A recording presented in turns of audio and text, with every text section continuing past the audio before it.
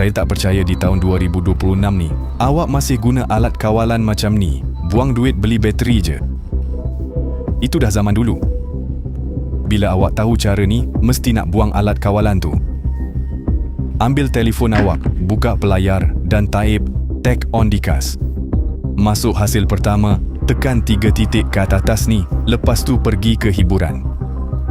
Lepas tu klik kat tempat saya tunjuk ni.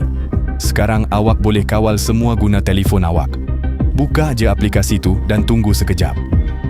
Awak akan masukkan kod yang keluar kat TV awak, lepas tu masukkan dalam telefon awak.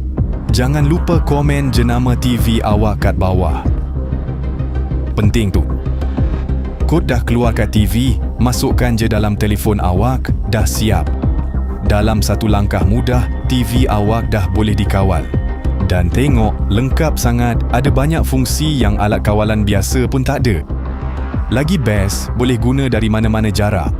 Awak boleh tukar saluran, naikkan volume dan macam-macam lagi. Komen kat sini jenama TV awak dan kalau awak dah tahu tips ni. Macam ni, awak tak payah buang duit beli bateri atau alat kawalan lagi.